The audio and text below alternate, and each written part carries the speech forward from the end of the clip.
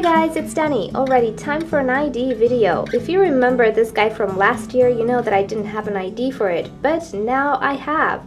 So here is the beautiful Dendrobium Velvet Melody, and I really think it's a very suitable name for this one. Now I have to tell you, on this camera the color seems kind of lighter and a bit more faded. In reality, this orchid is a very, very dark purple color. If I use flash on this guy, it starts to go a bit into the dark red colors. So it's really hard to capture the true color of this orchid on camera because it is so dark.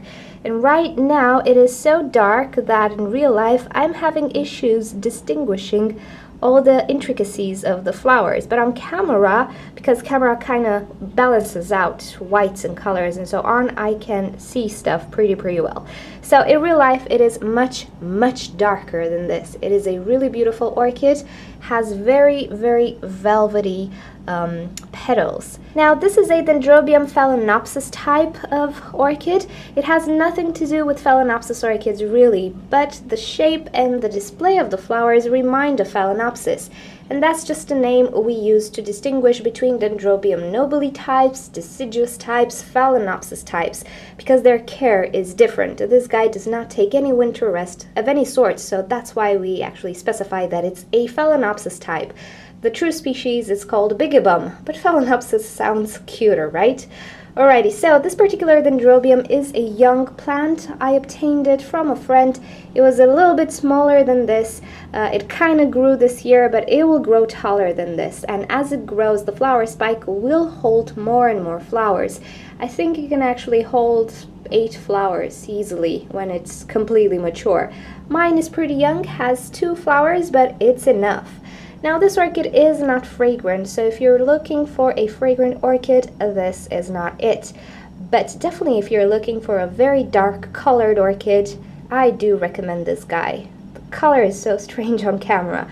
In reality, there's really no red to this guy, there's just very dark purple.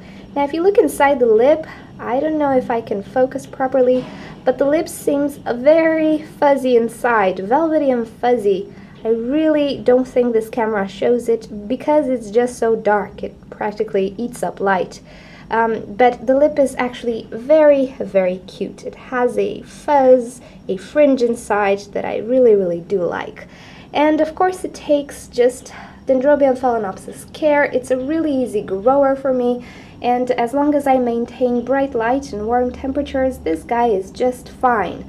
Usually it blooms every time a new cane matures. It can create multiple spikes at a time, depends on maturity and care and so on. Older canes can actually bloom again, so don't cut them off. If they don't bloom, it's okay. They just serve as deposits of nutrients and water. So older canes, even if they look unsightly and sometimes they do lose their leaves, they do have a role, so don't cut them. Now regarding the flower spike, it does not branch out, unlike a Phalaenopsis orchid, so that's why I was saying it has nothing to do with Phalaenopsis. Whenever the blooms fall and the flower spike starts to get dry, you can safely cut it because it will not rebloom again. And of course, after the blooms are done, in a short while, a new cane will start to appear from the base and actually grow and so on. So these are a few words on Dendrobium Phalaenopsis in general because I don't really have too many videos of Dendrobium Phalaenopsis.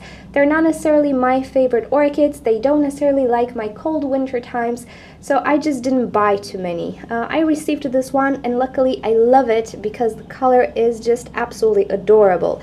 If you're gonna search for this orchid on the internet, you're gonna see the color variations depending on the exposure of the camera and the camera itself. So really hard to show the true color of this orchid, but it's really nice.